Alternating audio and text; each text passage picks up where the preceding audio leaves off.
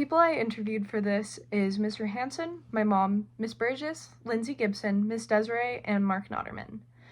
I interviewed Mr. Hansen first, and I asked him, do you have any advice for graduating seniors? And he said, ask questions. There are no stupid questions, only stupid people who are that way because they never asked a question they need the answer to. The second question I asked him is, how do you balance your work and home life? And he said, I plan out my day based on priorities. So I put my required work hours in my calendar. After that, I plan around those two things. And the third question I asked was, would you have done anything differently? And he said, no, my mistakes are what got me to what I am today. Learn from your mistakes and you will never have any regrets. And then the second person I asked was my mom. And the first question I asked her was, do you have any advice for graduating seniors?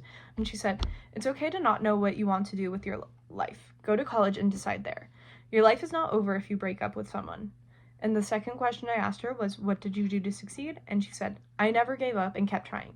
I was also pushed to succeed by an amazing man that loved me. And the third question I asked her was, would you have made any changes in your degree if you could? And she said, I would not. I enjoy my job. Maybe get it sooner than I did. Then I asked Miss Burgess, the first question I asked her was, do you have any advice for graduating seniors? And she said, dream big.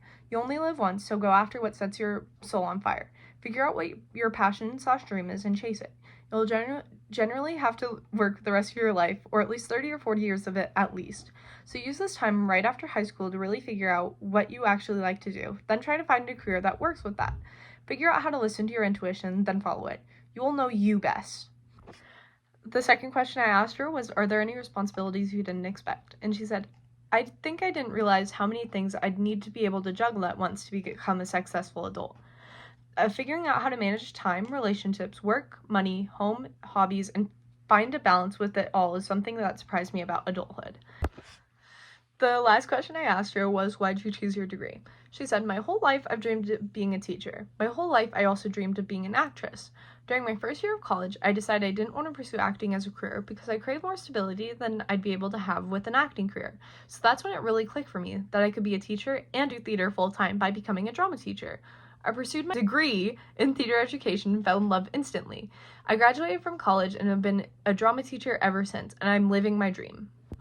The next person I asked was Lindsay Gibson, and the first question I asked her was, do you have any advice for graduating seniors? And she said, my biggest piece of advice was not to get into credit card debt. It's a vicious cycle that can cause a lot of damage. Get a low-limit credit card, charge only what you can afford, and pay it off in full every month. The second question I asked her was, do you regret your career choice? And she said, I actually do regret my career choice. I wish I would have become a school teacher when I was younger.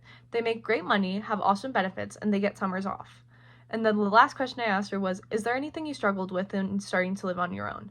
And she said, my boyfriend and I, now husband, moved in together when we were very young. Thankfully, we didn't have many struggles because we had each other. The next person I asked was Miss Desiree. The first question I asked her was, do you have any advice for graduating seniors? And she said, don't live beyond your means. Debt is vicious. Save. Make sure you have 6 months worth of bills in your savings account and leave your savings for emergencies only. The second question I asked her was, do you regret your degree?